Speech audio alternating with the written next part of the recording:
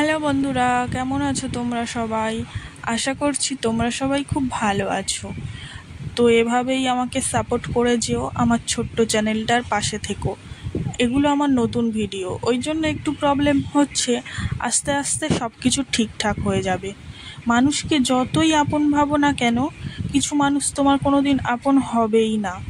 যাকে সবচেয়ে বিশ্বাস করবে, যার হাত ধরে সব কিছু ছেড়ে চলে আসবে, সেই তোমাকে সবচেয়ে বেশি কষ্ট দেবে। তোমার সবচেয়ে কষ্টের কারণ সেই মানুষটাই হবে। তো যাকে যতটা প্রয়োজন, যতটা দরকার, তাকে ততটুকুই গুরুত্ব দিও, তার বেশি কিন্তু দিও না। তুমি যাকে সবচেয়ে বেশি আপন ভাববে, সে কিন্তু তোমার একেবারেই আপন নয়।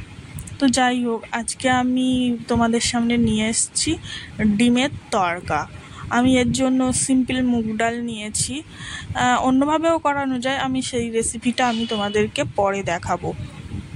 আমি কুকারের সিটি দিয়ে নিয়েছি ভালো করে সেদ্ধ হওয়ার জন্য। তোমাদের যেরকম প্রয়োজন সেরকমভাবেই মানে সিটি মেরে তারপরে ওটাকে সেদ্ধ করে নেবে। প্রেশার কুকারে যেহেতু সিটি দিয়েছি, তো ওই জন্য ভালোভাবেই সেদ্ধটা হয়ে গেছে। এই ডালটা কিন্তু ভিজিয়ে রাখতে হয়। তো প্রেশার কুকারে সিটি মারার সময় আমি অনেকবার করেছি, ডাল ভিজিয়ে না রাখলেও হয়। তো ঠিক আছে, ওটা সিটি মেরে নেওয়ার পরে তারপরে পেঁয়াজ কুচে নিয়েছি, টমেটো কুচে নিয়েছি, আদা রসুন ভালো করে কুচে নিয়েছি, কাঁচা লঙ্কা কুচে নিয়েছি। আর আমি আদাটা কুচে দিই না, পেস্ট করে দিই।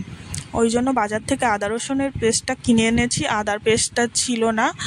তো তোমরা আদার পেস্টটা বাড়িতে করে নিলেই ভালো হয়। তো তেলের মধ্যে ফার্স্টে আমি ডিমগুলো ভেজে নিয়েছি, তারপরে আদা রসুন পেঁয়াজ টমেটো কুচি ভালো করে ভেজে নিয়ে তারপরে সেদ্ধ ডালটা দিয়ে তারপরে আমি জল দিয়ে দিয়েছি। তারপরে ফুটে উঠলে ডিম দিয়ে চিনি দিয়ে তড়কা মশলা ভালোভাবে দিয়ে তারপরে একটু ঘি দিয়ে দিয়েছি, দিয়ে তারপরে সার্ভ করেছি। ব্যাস, রুটি দিয়ে সার্ভ করো।